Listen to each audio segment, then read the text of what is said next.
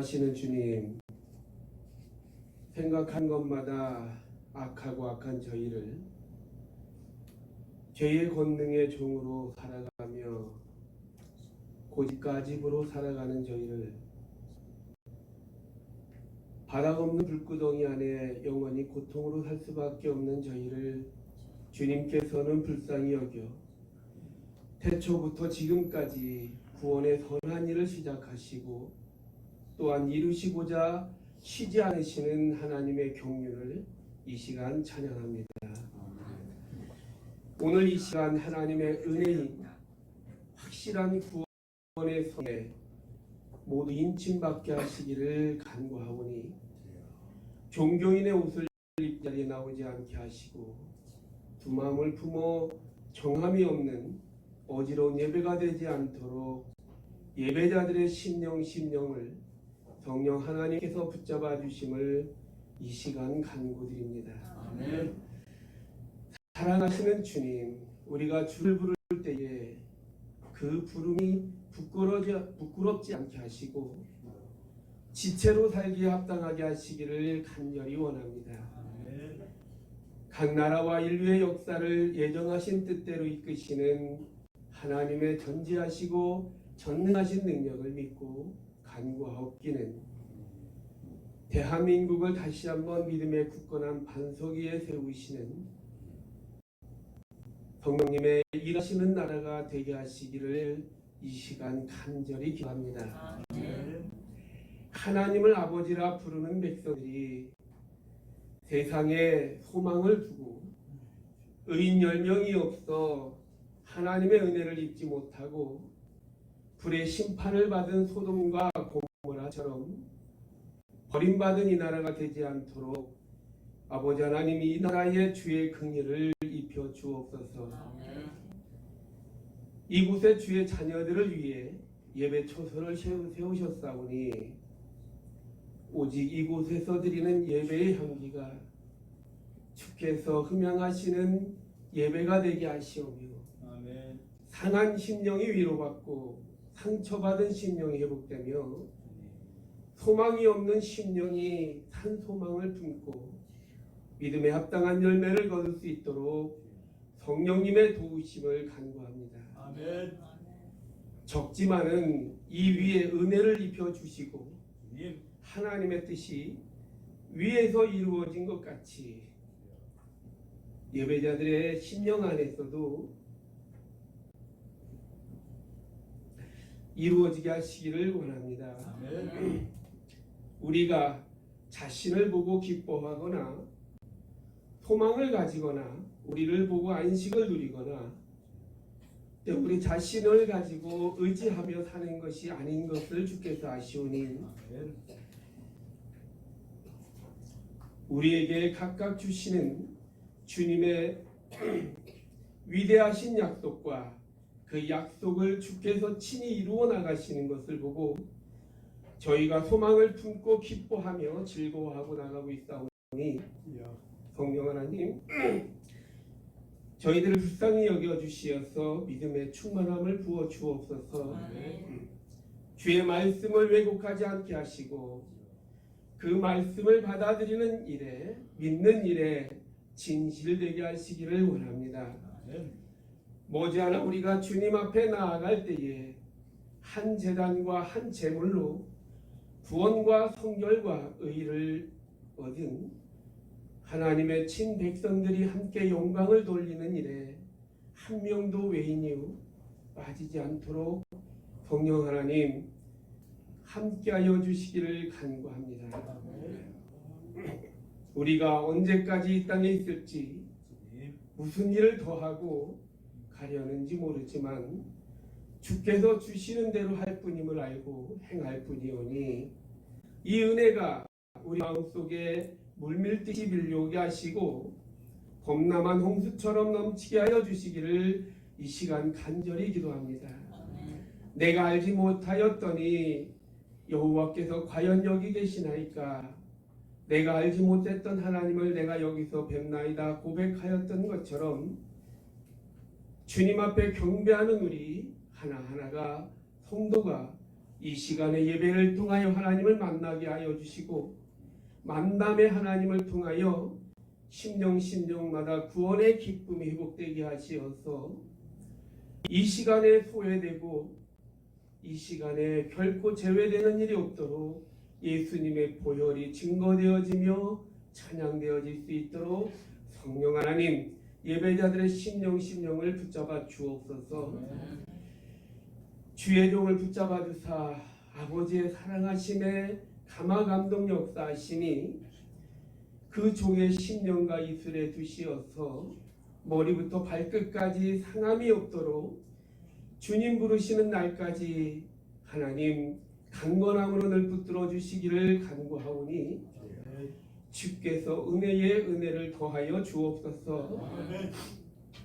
이 시간에 육신의 질병으로부터 고통당하는 환우들을 하나님 불쌍히 여겨주시어서 아버지 하나님의 살아계심이 그 아픈 부위 가운데에 역사되어지고 치유되어지는 역사가 있으므로 하나님을 내가 믿었더니 참 행복하다 하는 귀한 간증의 역사가 또한 예를 통하여 말씀이 선포되어질 때에 연약한 심령 가운데에 그 말씀의 언약을 주시어서 믿음으로 회복되어지고 치유되어지는 귀한 역사가 이 시간 있게 하여 주옵소서. 아버지 하나님 주가 사랑하는 교회를 이 마지막 때에 끝까지 사랑하여 주시고 하나님께서 사랑하여 주시는 열매를 맺고 이 마지막 때에 하나님 마귀를 대적하며 하나님이 기뻐하시는 믿음의 산 열매를 맺는 귀한 구원의 기쁨의 열매가 가득하여지는 귀한 교회요 예배 처소가 될 수 있도록 붙잡아 주실 것에 믿고 감사를 드리오며 이 모든 간구에 은혜를 입히신 예수님의 귀하신 이름으로 기도합니다. 아멘.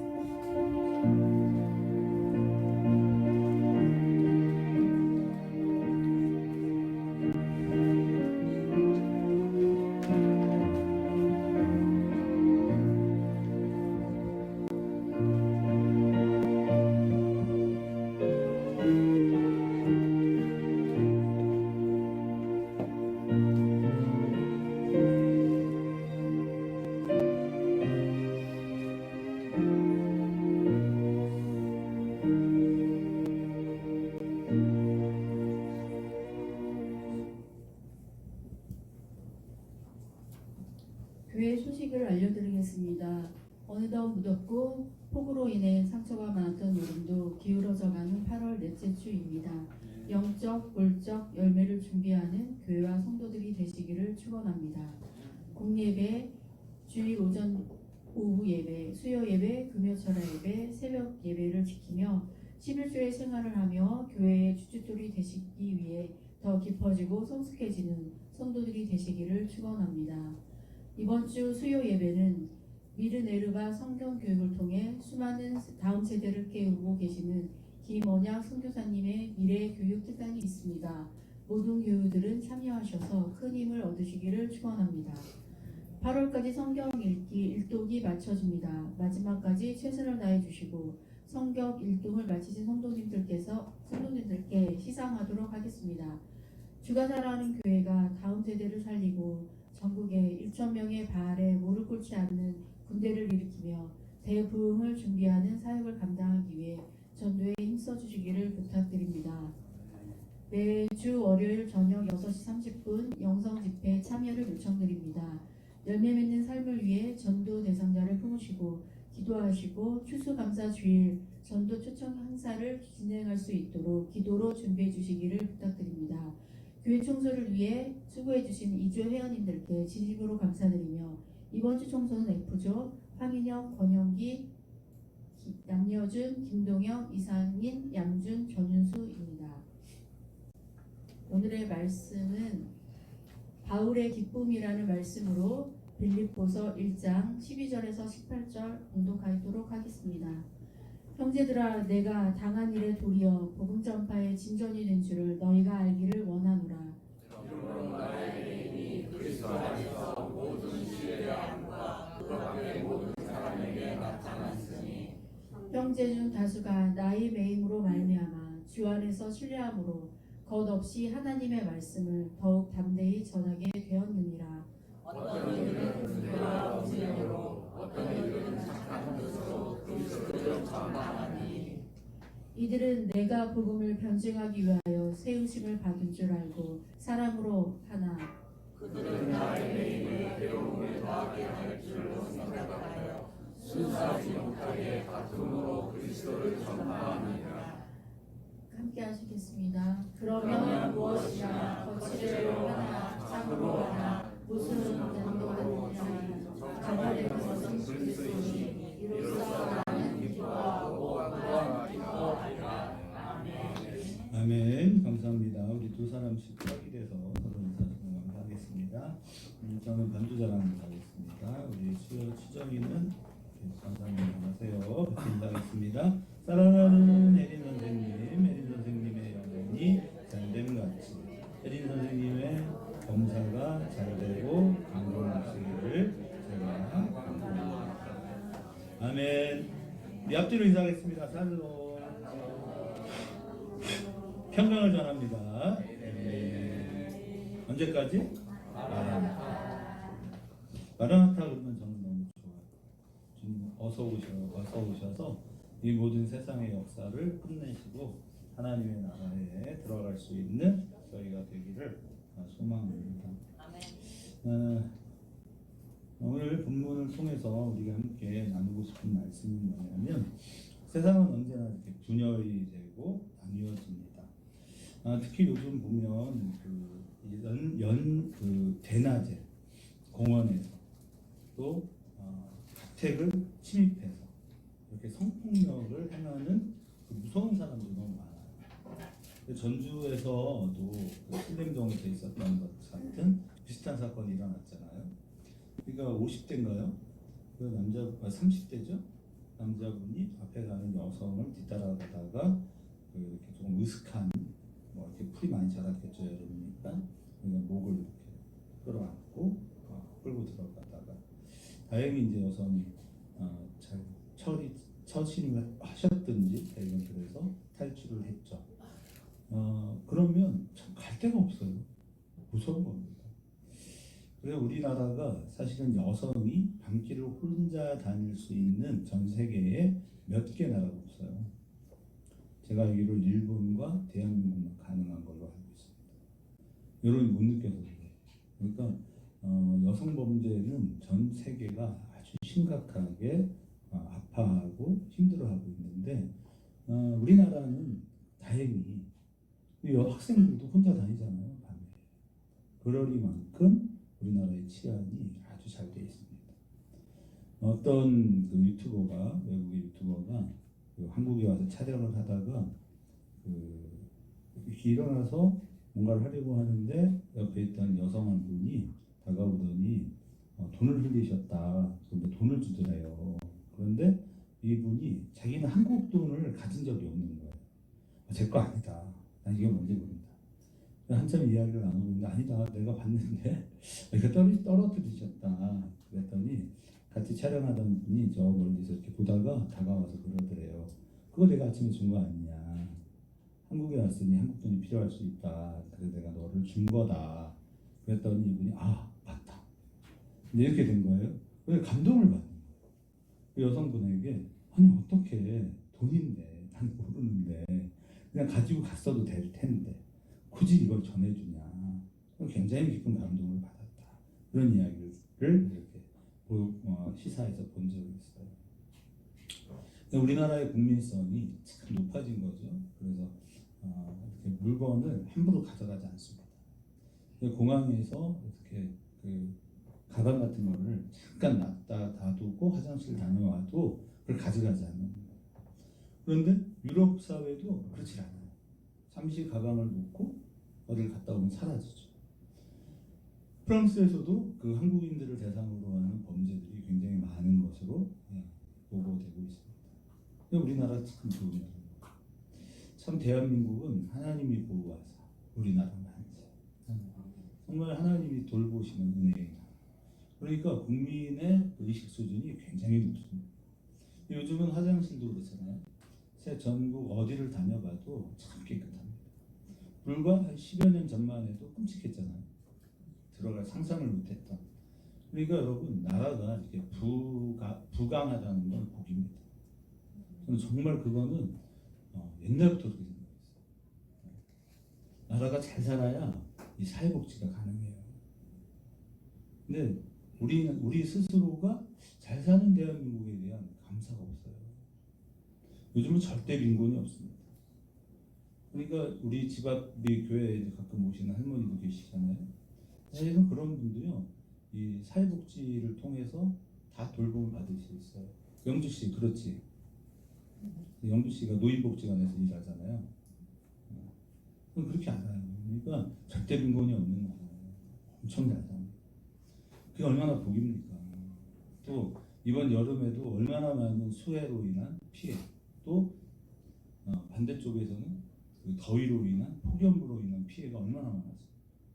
물론 한국도 자유롭지는 않았지만 세종에서 끔찍한 사고도 터지기도 했지만 그래도 다행입니다. 우리가 아는 것처럼 일본이나 인도나 그 주변 국가들이 또 중국이 얼마나 큰 피해를 당했는지 여러분 알고 계시잖아요. 나라가 휘청거릴 정도로 큰 피해를 당합니다. 그런 모든 것들 속에서 그래도 하나님의 돌보심, 우리 하나님께서 우리나라를 사랑하시고 전 세계에 복음을 전파하는 나라로 세우시기 위해 얼마나 많은 일들을 진행하고 계시는지 참 감사합니다. 그런데 우리는 우리 스스로가 분열하죠. 계속 분열합니다. 그리고 감사가 없는 나라가 되어버렸어요. 여러분 감사를 회복해야 합니다. 우리나라는 정말 하나님께 감사할 게 너무나도 많은 나라입니다. 아멘. 그런데 세상이 나뉘어지는 가장 큰 분열은 어떻게 나뉘어지는가? 하나님을 믿는 사람들과 하나님을 믿지 않는 사람으로 나누어지기 때문에 세상은 분열합니다. 우리가 타락한 인간에게 생겨난 것들을 이렇게 살펴보면요, 그게 뭐냐면 거짓된 자아. 아담이 선악과를 먹었습니다. 근데 뱀은 뭐라고 얘기했냐면 하나님께서 정말 선악을 알게 하는 나무의 열매를 먹지 말라고 했니? 이렇게만 얘기했어요. 이게 얼마나 맛있는 음식인지 아니?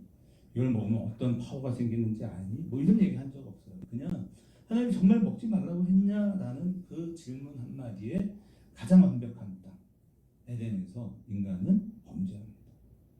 그러니까 사람이 부유하다고 해서 죄를 짓지 않는 게 아니에요. 사람은 완벽한 땅 에덴이라는 완벽한 장소에서 범죄하죠. 왜 그랬어요? 그것은 다른 게 아니에요. 호기심입니다. 그런데 그러니까 호기심은 누가 제일 많을까요? 우리가 이렇게 우리 사회에서 보면 여러분 어떤 사람이 제일 호기심이 많아요? 어린아이입니다. 어린아이는요 뭘 주면 어떻게 그게 뭔지도 모르고 무조건 입으로 가져가잖아요. 그렇죠? 그러니까 아이들이 가장 그 호기심이 많습니다. 교회도 마찬가지. 교회도 누가 문제냐? 여전히 어린아이인 거예요. 성숙하지 않아요.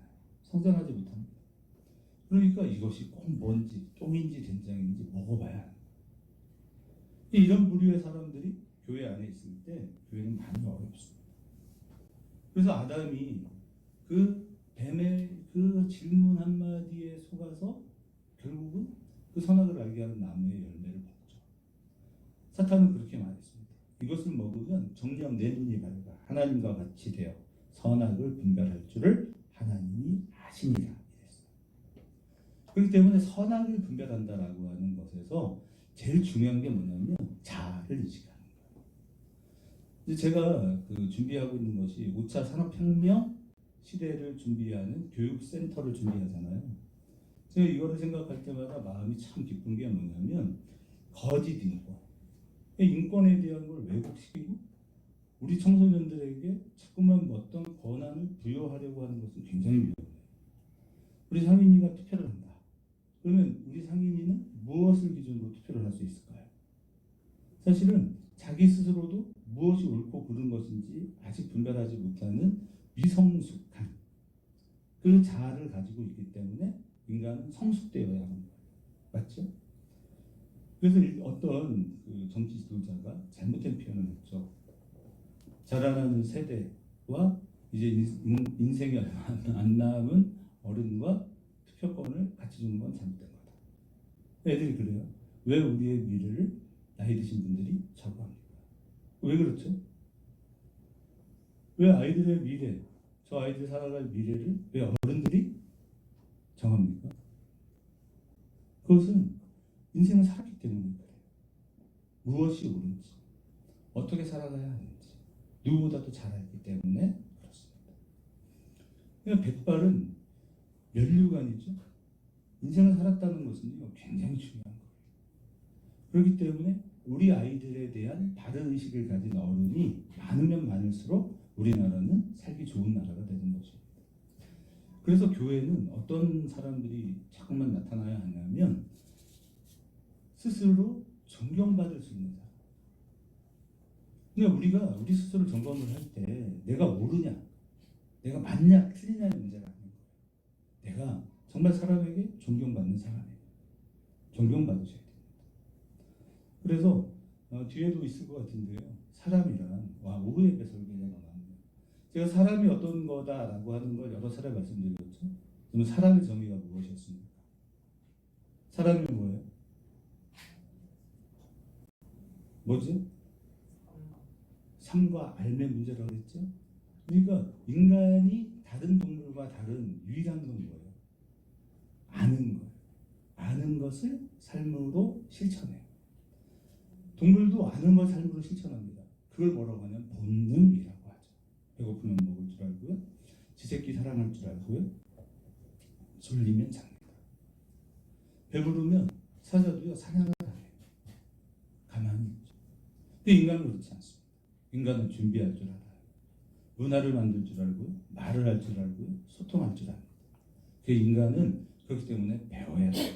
알아야 돼요. 왜? 인간의 모습, 인간다움을 실현하기 위해서는 인간이란 어떤 존재인가라고 하는 것을 아는 것은 매우 중요한 것입니다. 교육을 합니다. 그래서 다가오는 미래 사회를 생각하고 이렇게 옳음을 진행하기 위해서 노력을 합니다. 앞으로 다가오는 미래 사회는요, 풍요로운 시대가 오게 됩니다. 굉장히 풍요해집니다. 여러분은 어떻게 느끼실지 모르지만 앞으로 과학혁명은요 엄청납니다. 잘 살게 될 겁니다. 우리나라가 절대 빈곤이 없듯이 물론 상대적 빈곤감, 상대적 박탈감이 있죠. 그래서 앞으로의 사회는요 정말 0.001%의 사람들이 전체를 지배하고 다스리고 끌고 갑니다. 그러나 나머지 사람들도 다 부유합니다. 지금보다는 아마 10배 이상 잘 살게 될 거를 확신할 수 있어요. 그렇게 물자가 풍부한 시대가 도래합니다. 근데 문제는 뭐냐? 사람이 사람다울 수 있느냐의 문제. 이 부분에서 우리는 고민하고 어떻게 하면 인간 스스로가 인간과 함께 인간다움을 실현할 수 있는가라고 하는 것이 중요한 화두입니다. 그래서 저는 너무 기쁜 게 뭐냐면 여기에 들어가는 모든 용어를 우리가 정의한다는 거예요. 그래서 합니다. 잘못된 인권을 정의했기 때문에 이걸 바꾸려니까 너무 힘들어요. 성, 생명, 사랑에 대한 용어를 잘못 정의해놨습니다. 애들은요 일탈하는 걸 사랑하는 거라고 생각하고 있어요. TV나 방송이나 모든 매체가 그렇습니다. 그 잘못된 것이 결국은 그런 말도 안 되는 성폭력으로 이어지고 있고 상대방에 대한 존중감이 없는 시대를 살아가는데요. 앞으로 미래가 왜 끔찍하냐? 적어도 지금까지는 인간과 인간 사이에 갈등이 없고 서로의 아픔이 나타났던 거예요. 그렇죠? 근데 미래 사회는 누구와의 관계예요? AI입니다. 이젠 인간은 인간과 인간 사이의 문제로 싸우는 게 아니라 기계와 인간과의 싸움이 돼요. 그래서 이 시대에 우리가 정신을 똑바로 차리고 있지 않으면 정말 끔찍한 일들이 벌어질 텐데, 그런데 그것에 대한 모든 책임은 누가 감당해야 되느냐? 오늘을 살아가고 있는 우리 어른들의 몫입니다. 그래서 시대는 정말 좋은 어른들을 기대하고 있고 준비하고 있는데 교회가 왜 문제냐? 여러분, 교회는요 세상과 다른 도덕관, 세상과 다른 윤리관이에요. 그 달라야 돼요. 같으면 안 돼요. 그리고 우리는 이러한 요청에 의해서 정말 온전한 삶의 생각과 계획을 가지고 있어야 하는데 문제는 뭐냐? 선악을 알게 하는 나무의 열매를 먹음으로써 인간에게는 거짓된 자아가 있어요. 또 어떤 것이 생겼냐? 이성과 합리적 사고를 할 줄 아는데 이 이성과 합리적 사고를 통해서 진실을 말하고 진리를 말하는 게 아니라 진리를 왜곡할 수 있는 능력이 생겼어요. 동물들 중에 거짓말할 수 있는 유일한 존재가 인간이에요. 인간은요 거짓됐어요. 왜 그러냐? 이 자기중심적 사고 때문에 그래요. 나를 지키고 보호하려고 하는 능력. 그렇기 때문에 이 거짓을 정당할 줄 아는 합리적 사고를 한다는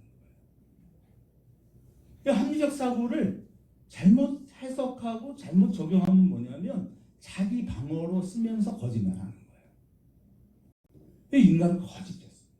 이것이 문제입니다. 그래서 우리가 왜 그러면 이렇게 되냐? 여러분 성경을 보면 요한복음 8장 44절에 이렇게 말씀하고 있어요. 같이 읽어보겠습니다. 너희는 너희 아비 마귀에서 났으니 너희 아비의 욕심대로 너희도 행하고자 하느니라. 그는 처음부터 살인한 자요 진리가 그 속에 없으므로 진리에 서지 못하고 거짓을 말할 때마다 제 것으로 말하나니 이는 그가 거짓말쟁이요 거짓의 아비가 되었음이니라. 아멘.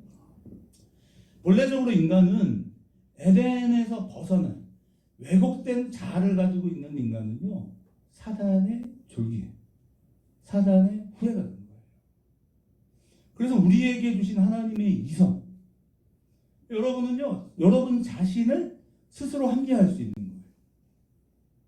오늘 내가 왜 이렇게 하는지 잘못된 걸 알아요. 나 스스로도 알면서도 우리가 가진 이성을 가지고 나를 변명하고 나를 보호할 수 있는 게 인간이에요. 사람을 잘 속일 수 있어요. 이게 문제예요. 그래서 우리는 이러한 잘못된 것에서부터 스스로 나를 바꿔내야 돼요. 죄에 빠진 인간은 자신을 변명하는 데 전문가죠. 거짓된 인간이 되는 가장 큰 이유는 뭐냐? 우리가 육신을 가졌기 때문에 그렇습니다. 그렇기 때문에 인간은 어디에 빠져들기가 쉽냐? 쾌락주의에 빠집니다. 하나님을 떠난 인간은요 삶의 그 어떤 기본적인 기쁨과 은혜가 없어요. 그러니까 우리가 마음이 텅 비어있는 거예요. 그래서 예수를 만난다는 게 왜 좋냐? 여러분 나를 정의할 수 있는 게 없잖아요. 여러분이 지금도 힘든 게 뭐냐면 우리는 인간은 어쩔 수 없어요. 다른 사람과 나를 비교하게 돼 있습니다. 제가 라디오를 가끔 들을 때가 있는데 운전하다 언제 듣냐면 10시에 이렇게 켜면 여성시대 뭐 이런 거 나오잖아요. 또 4시 한 20분쯤 되면 뭐 하여간 있어요. MBC 뭐 라디오 이렇게 해서 나와. 라디오 시대 뭐 이런 거 재밌습니다. 사람들의 이야기. 근데 하루는 이런 이야기가 나왔어요. 남자분이 대기업에 다니는 괜찮은 사람이에요. 그런데 그 자기 뭐라고 하죠? 그 손아래 동서 그 친구가 의사인 거야. 그냥 처갓집만 가면 돼요. 왜냐하면 이 의사 친구가요 돈을 많이 벌어요. 그냥 갈 때마다 소식을 가지고 와. 이번에는 어디에 땅을 샀다. 아 이번에 여름에는 장모님 장인어른 모시고 해외에 여행을 가겠다. 근데 자기는 그렇게 할 수가 없는 거예요. 계속 비교가 돼. 그러면 집에 돌아올 때마다 아내와 싸워. 그럴 수밖에 없죠. 그래서 조언을 구하는 거예요. 조언은 뭐냐? 그냥 다른 분이 이렇게 좋은 얘기를 하더라고요. 그 사람도 힘든 게 있다. 여러분 돈이 많은 사람도요 마음이 텅 비어 있을 수 있어요. 왜냐하면 진리가 없기 때문에 그렇습니다. 그런데 우리는 어땠어요? 여러분은 어때요? 여러분 안에 무엇이 있느냐가 중요한 거예요. 내가 지금 무엇을 가지고 있느냐도 중요한 건 맞는데요. 더 중요한 건 뭐냐면 나는 어떤 사람이에요. 내가 나를 설명할 수 있는 나는 어떤 꿈과 비전을 가지고 있고 내 인생의 목표는 어디에 있다. 그리고 이것을 말할 수 있느냐 말할 수 없느냐가 굉장히 중요해요. 여러분 스스로가 여러분 스스로를 당당히 여기실 수 있기를 축복합니다. 왜 인간은 항상 무엇에 빠졌느냐? 좀 더 좋은 집, 좀 더 좋은 음식, 좀 더 많은 경제력을 갖추는 것이 우리의 목표가 되어 있어요. 그래서 우리에게는 성공한 인생의 기준이 정해져 있는 거예요. 그런데 여기서 우리는 달라야 한다. 우리가 우리의 인생을 성공한다라고 말하는 그 근거가 다른 거예요. 저는 저 스스로를 당당하게 생각해요. 그럼 왜 그러냐? 나와 함께 하시는 하나님께서 나와 함께 하시고 내가 가는 걸음에 동행하시며 그가 나를 저 높은 곳에 세우실 걸 저는 믿어요. 그러면 제가 목사로서 그럼 당당하냐? 아닙니다. 당당하지 못해요. 이미 저보다 후배들이요 대형 교회 목사가 됐어요. 예전에 제가 성시운동본부를 하면서 여러 일들을 진행할 때 그때 봉고차 옆에서 운전해줬던 친구들이요 아주 큰 한 몇천 명 모이는 교회에 담임이 됐습니다. 예를 들어서 산성감리교회 지성원 목사는 부목사로 있을 때 통화 자주 했어요. 엄청 피곤하고 왜냐면 대형 교회가 할 일이 많거든요. 그래서 그때는 전화하면 전화도 받고 좀 어떻게 지내? 뭐 이런 얘기 했거든요. 그분이 저보다 나이가 많아요. 요즘은 전화를 안 받습니다. 전화할 생각도 안 합니다. 한밭제일교회 김종진 목사도 그 후배예요. 아유 목사님 네 알겠습니다 했던 친구가요. 그 기독교 부활절 연합예배 저희 행사를 하면요. 지는 이제 대형교회 목사니까 다 이렇게 어깨 딱 펴고 거드름을 딱 펴고 있죠. 그래서 그럽니다. 아유 우리 남 목사님 수고가 많으시다. 얘들아 가서 도와줘라. 도와드려라. 그럼 제가 열받죠. 지가 도와야지. 까마득한 후배가 나이도 어려요. 거기다. 아주 기분이 언짢습니다. 목사님은요 교회가 얼마나 크냐가 제일 중요해요. 또 교회가 잘 지어졌냐 안 지어졌냐도 매우 중요해요. 이번 주 수요일에 우리 김원혁 선교사도 저보다 한 8살 9살 후배입니다. 내 친구는 천재예요. 제가 아까 오타를 냈는데 앞으로 대학은 의미가 없습니다. 이제 미네르바 대학이라 하게 돼요. 네, 세상이 바뀝니다. 이제는 캠퍼스가 필요 없는 시대가 와요. 앉아서 다 하고. 우리 김원혁 선교사는 우리 2013년 NGC 캠프를 할 때 메인 강사였어요. 한 3번 정도 우리 메인 강사 활동을 했고요. 아주 천재입니다. 정말 똑똑해요. 그런데 사역도 잘해요. 이 친구는 사역을 하는 걸 이렇게 간증을 하는 걸 얘기를 들어보면 진짜 기적을 만들어요. 비가 안 오던 인도 땅에 갔는데요. 이 친구들이 아이를 데리고 들어가니까 비가 오기 시작했어요. 자기들은 몰랐어. 그래서 사람들이 그 지역에서 선교 활동을 하고 이제 돌아가려고 하는데 비가 하도 내려가지고 아무것도 못해요. 비가 계속 내리니까. 그러니까 이 사람들이 갈 때부터 비가 오기 시작하더니 끝날 때까지 비가 오니까 이 친구들의 마음이 어땠겠어요? 망했다. 이야, 우리 여기 와서 선교하려고 그 돈 준비하고 훈련하고 연습하고 왔는데 폭망한 거잖아요. 그죠? 근데 마지막 이제 한국으로 돌아오려고 하는 마지막 전날 그 마을에 촌장이 찾아왔대요. 그래서 마을에 소문이 났어.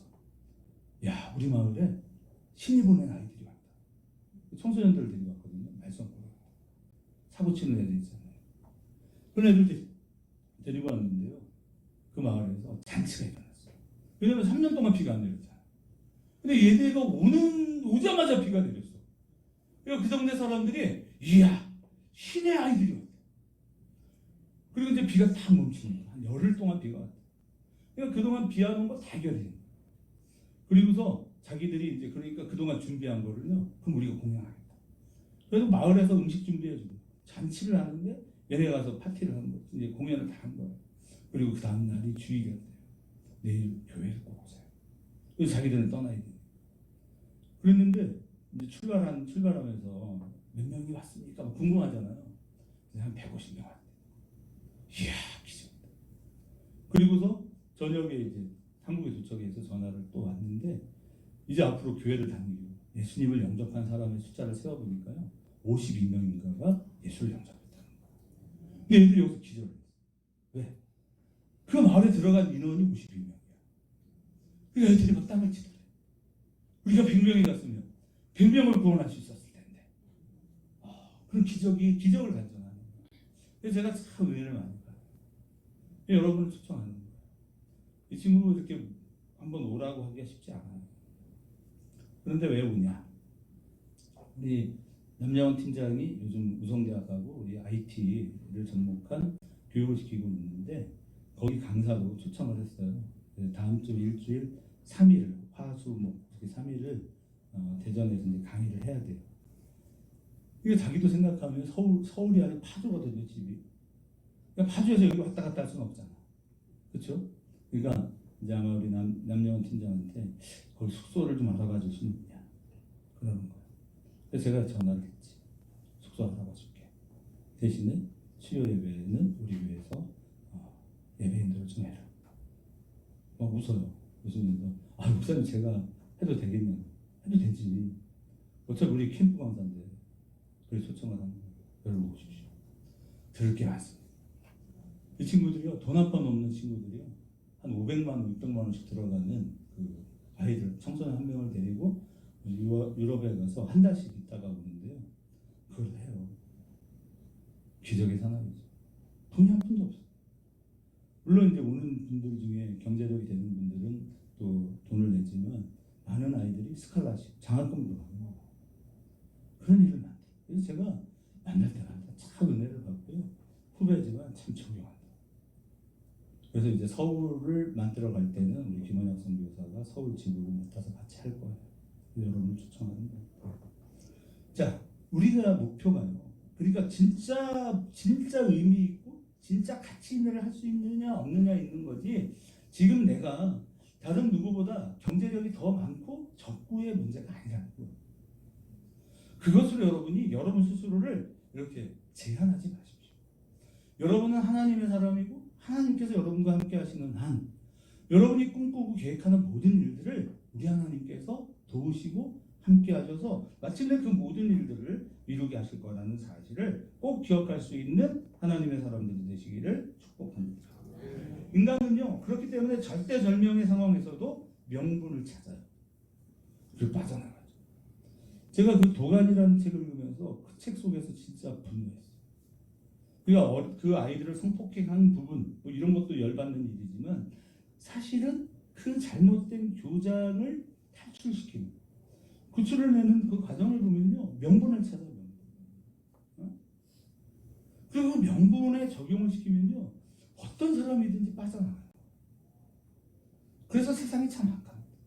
그래서 법꾸라지라고 하잖아요. 이 법을 아는 사람들이 아주 악해. 진리를 왜곡시키는데 전문가입니다. 뻔한 사실인데도요, 이렇게 저렇게 틀면 다 빠져나가요.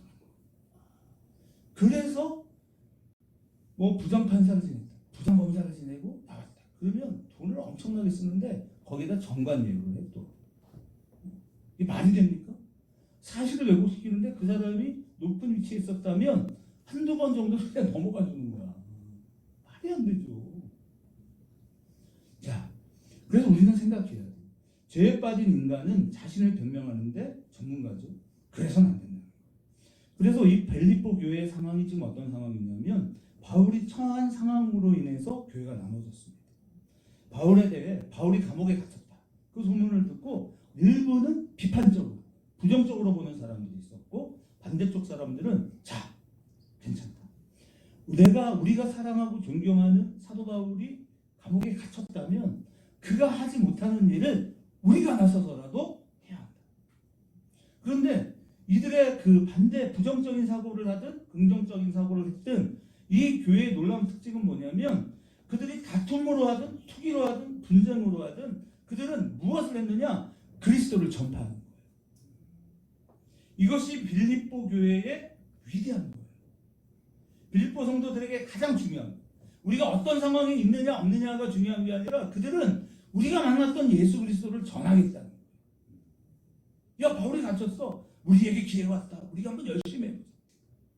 그러니까 중요한 건, 성도에게 중요한 것은 이 마음이 중요한 거예요. 이러한 교회의 이야기를 또 들었던 바울의 마음은 또 뭐냐? 바울은 18절에 이렇게 말합니다. 우리 그냥 이대로 한번 읽어보죠. 같이 시작. 바울은 거칠으로 하나 참으로 하나 무슨 방도로 하든지 그리스도가 전파된다면 나는 기쁘다. 이게 바울의 마음이에요. 그러니까 바울은 진짜를 아는 사람인 거예요. 진정한 성도는 어떤 성도냐? 진짜 복음을 가진 성도입니다. 여러분이 진짜가 되셔야 돼요. 우리가 바라는 기도의 내용이 응답된다, 응답되지 않는다가 중요한 게 아니라 우리가 어떤 사람이 되어 가느냐가 중요해요. 그래서 계속 부탁드리는 거예요. 유교를 버리십시오. 유교를 버리세요. 자기 명분을 찾지 마시고. 우리는요, 나중심적 사고를 하는 게 아니라 너중심적 사고를 하는 거예요. 나만 잘 돼서 되냐? 아니, 내가 너를 잘 되게 해줄게. 그러면 목사님은 뭘 갖고 계시는데? 돈 있습니까? 아니, 없는데. 그러면 뭐 명문대를 보내실 수 있는 실력이 있습니까? 없습니다. 그래서 제가 갔죠. 그럼 무엇이 있습니까? 여러분 스스로에게 물어보세요. 여러분 돈이 많으십니까? 여러분 권력을 갖고 계십니까? 여러분은 높은 지식과 학력을 가지고 계십니까? 없습니다. 그러니까 여기서 우리가 마음이 힘든 거예요. 그러니까 자꾸만 돈을 추구하죠. 돈. 그러다가 어떻게 돼? 돌아버리는 거잖아요. 돌잖아요. 우리는 그런 게 중요한 게 아니라 여러분, 여러분에게는 무엇이 있습니까? 나에게는 예수가 있습니다. 나에게는 복음이 있습니다. 나를 나되게 하시는 하나님. 제가 진짜 철없던 시절에 결혼을 했잖아요. 또 결혼을 해놓고서 또 신혼여행 첫날 가가지고 낙산사에서 내려가지 말라고 하는 데를 또 구이 또 뚫고 내려가가지고 펄짝 뛰다가 발목을 다쳤잖아요. 거기 레파토리가 또 있어요. 그것까지 다 얘기 못하고. 결혼식 내내 그 신혼여행 다니는데요. 차를 갖고 갔어요.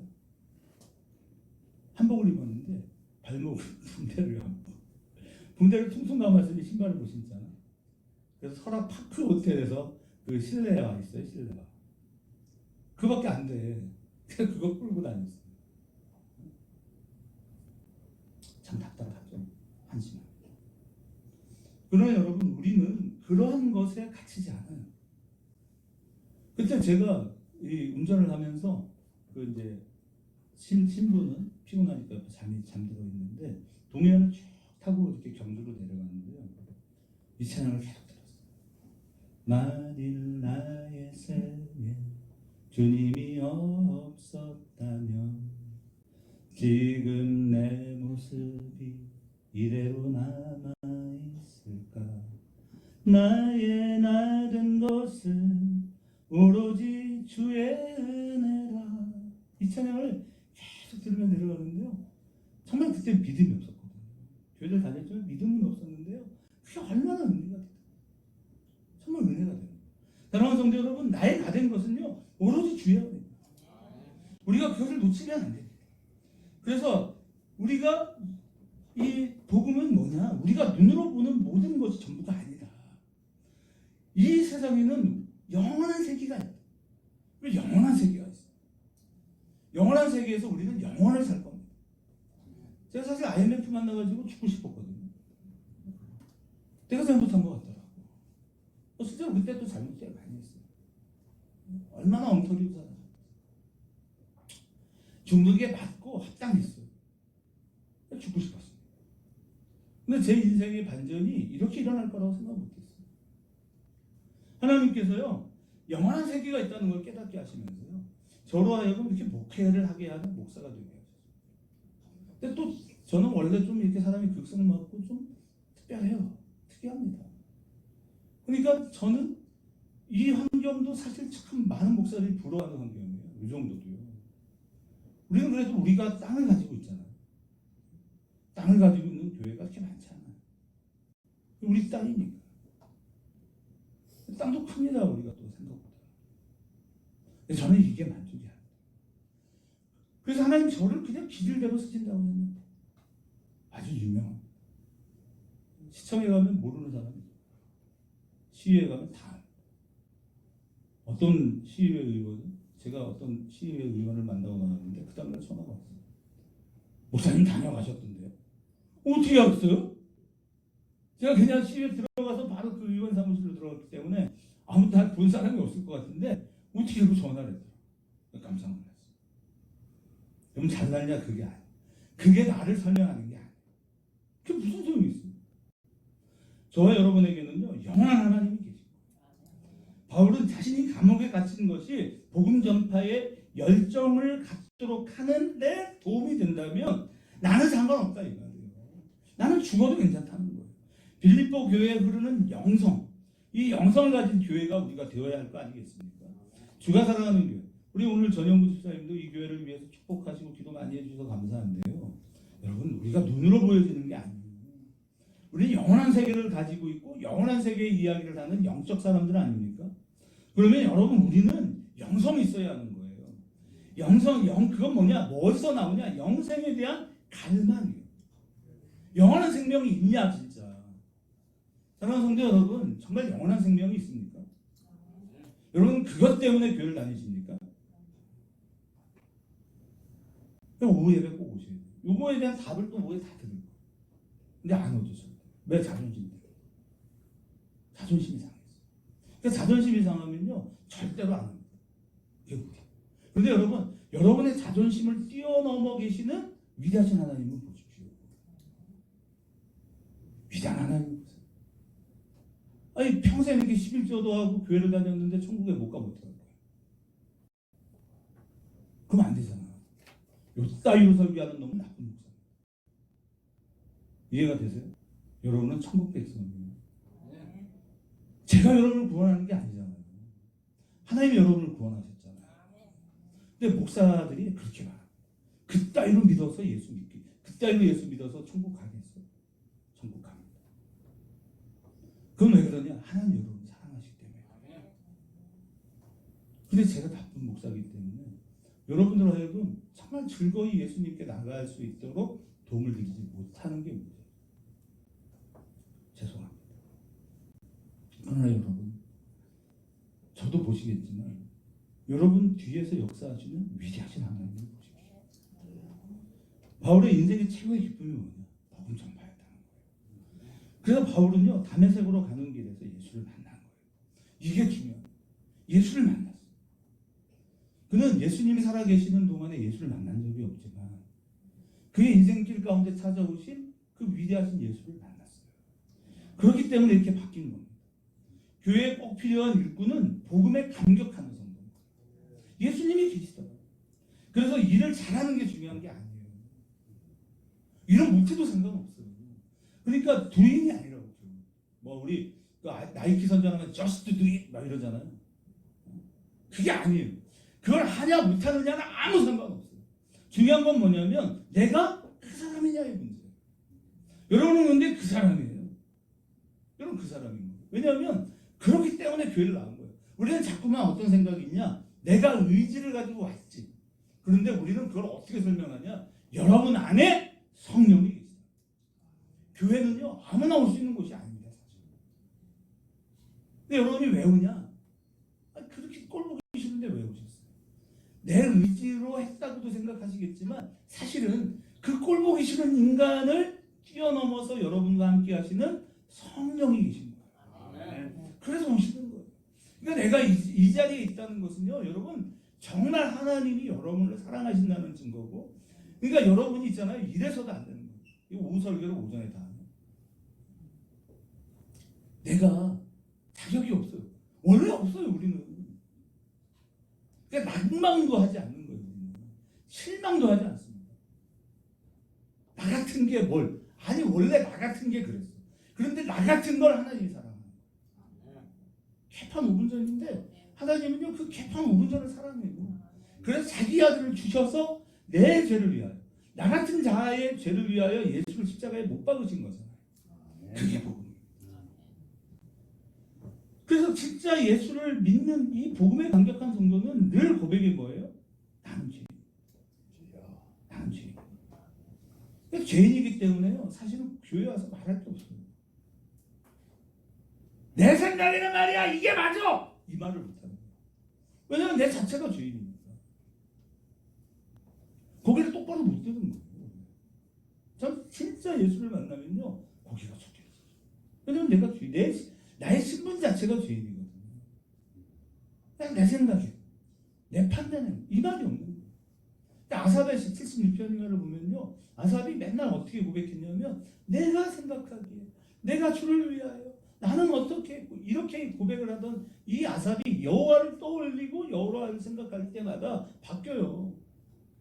주의 생각, 주의 판단, 주의 계획 이게 바뀌는 거예요. 언어가 바뀝니다. 교회는요, 지식이 많고 똑똑한 사람보다 나는 무가치한 존재임을 고백하는 사람, 그 사람이 필요한데 이게 자기가 하는 게 아니야. 바울이 말하고 싶은 건 내가 똑똑했기 때문에 나는 죄인임을 고백할 수 있어가 아닌 거예요. 내 안에 예수가 계시기 때문에 그 말을 할 수 있다는 거예요. 세상에서 똑똑하고 지식이 많았던 사울은 죽었습니다. 그리고 자신이 죄인임을 고백하는 바울이 된 거예요. 교회는 그 사람이 필요해요. 바울은 자신이 무가치하다라고 하는 것을 고백함으로써 어떤 인생을 살아요? 주를 의지하는 거예요. 주를 의지하는 사람이에요. 근데 여러분은 그렇게 못하는 거예요. 왜? 여전히 나는 가능성이 많고 여러분 나는 여전히 뭔가를 할 수 있는 능력이 있다고 생각하기 때문에 복음을 만난다는 건 뭐냐면 여러분 그렇잖아요. 내가 10조 원을 가지고 있는데 막 1000조 원을 뭐 말도 할 수 없는 막 그런 걸 가지고 있는 사람을 만나면 어떻게 돼? 내가 가진 게 아무것도 아니잖아. 그렇기 때문에 자연히 고개가 숙여지듯 여러분 주를 만났다는 건 그런 겁니다. 주님 앞에서 우리는 다 죄인이다. 그래서 예수님을 만난 바울은 너무 행복했어요. 너무 기뻤습니다. 그렇기 때문에 교회는 뭐냐? 이러한 예수 그리스도의 핏값으로 세워진 거예요. 왜? 성도는요. 그래서 교회의 연합을 깨면 안 되는 거예요. 진정한 교회는 건물이 아니라 뭐예요? 예수를 내 삶의 주인으로 고백하는 자들의 연합이에요. 사람이 교회예요. 예수님께서도 성전에 대한 이야기를 하실 때 뭐라고 하셨어요? 돌 위에 돌 하나도 남지 않은 거예요. 그건 뭐냐? 헤롯 성전은 돌들이다 이 말이에요.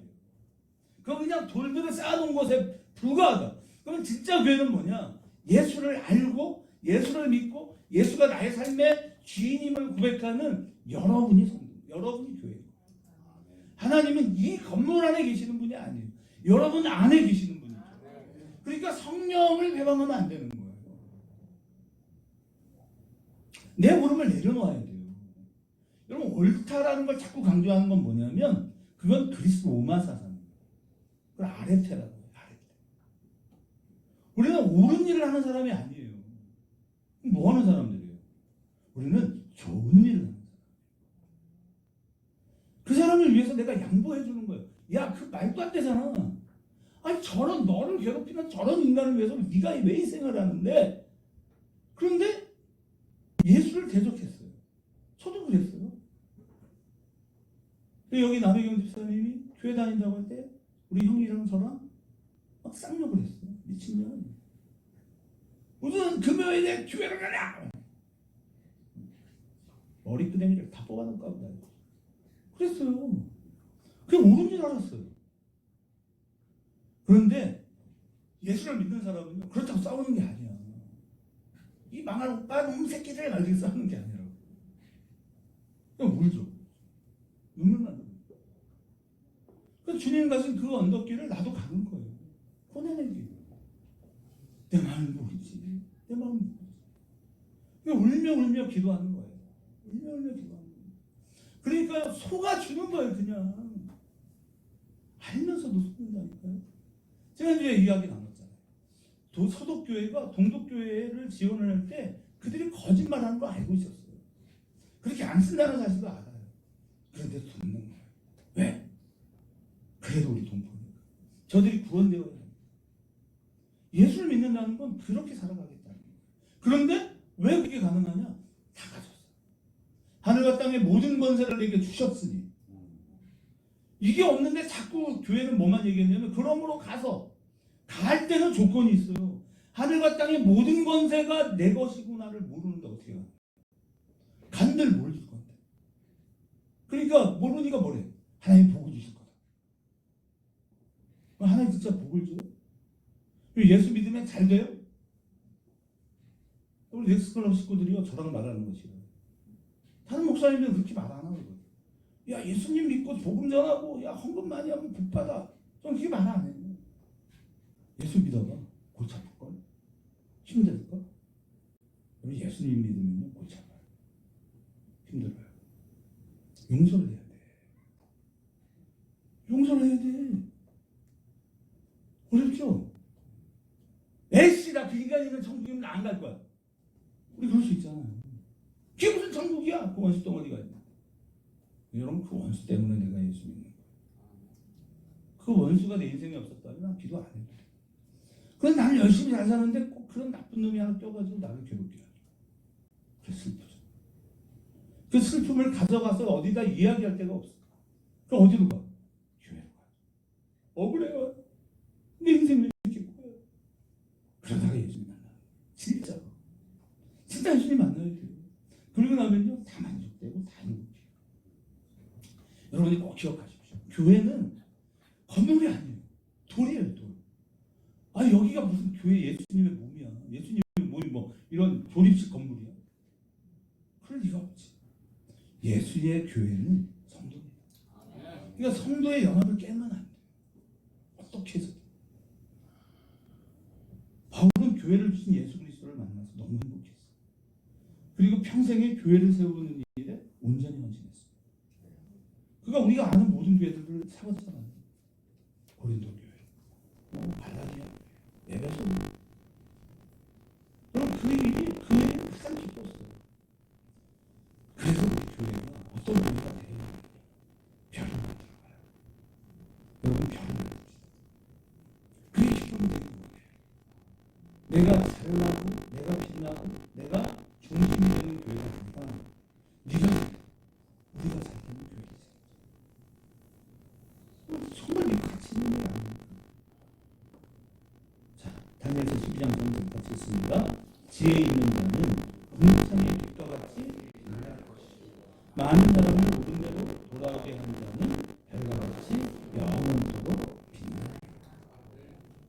빛은 나를 위해서 비치지 않잖아요. 우리가 그런 사람이 있는 거예요. 그림을 보면 자, 참 이 그림이 여러분 수많은 많은 가슴. 이 그림이 어떤 그림이에요? 이 그림을 그렸을 때 빈센트 반 고흐는 어디 있었어요? 파리에 있었어요. 파리 어디에 있었어요?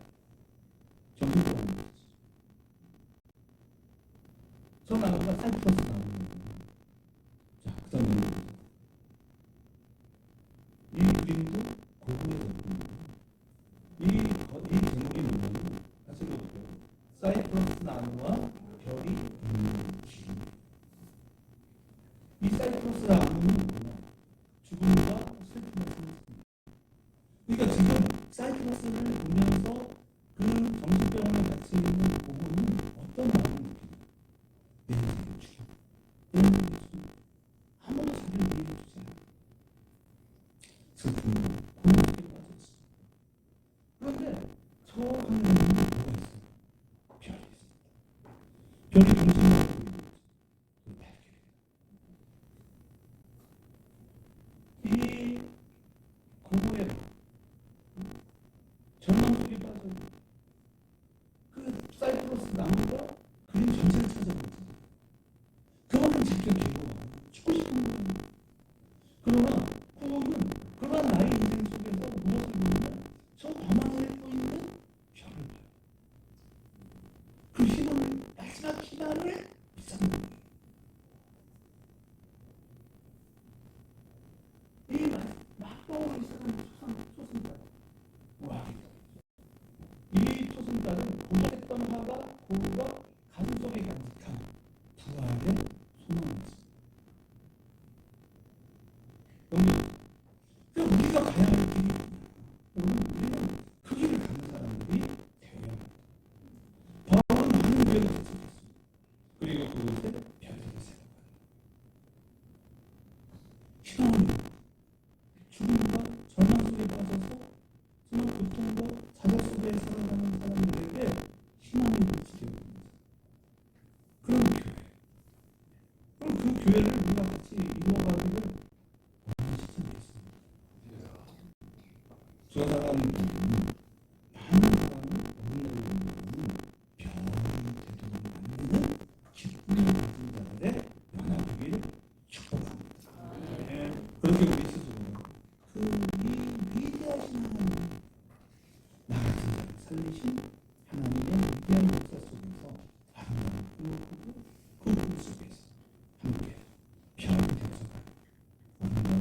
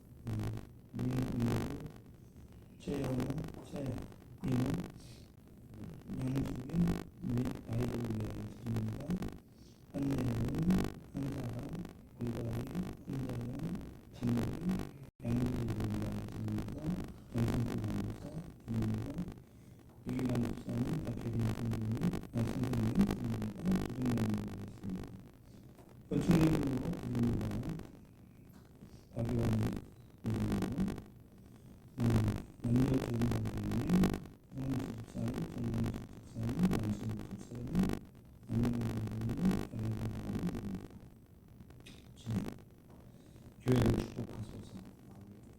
우리 교회가 건물을 짓는 세상을 바라는 교회가 아니다. 하나님의 진정한 모든 믿음의 성도들의 연합을 이루게 하시고 예수님께서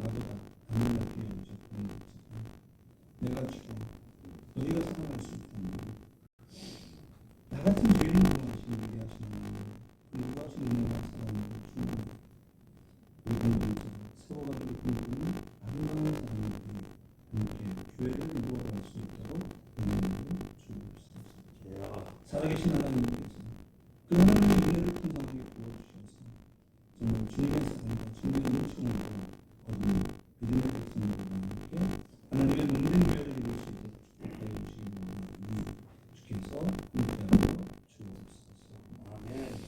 드린 예물에 축복하시고 그 성도를 기억하시고 하나님을 보지 않게 하시고 베풀어주는 손길이 될 수 있도록 이 땅의 모든 권능과 감사를 베풀어 주시옵소서. 우리 모든 교회 성도들이 세상을 정복하고 다스릴 수 있는 위대한 하나님의 사람들 되게 하옵소서.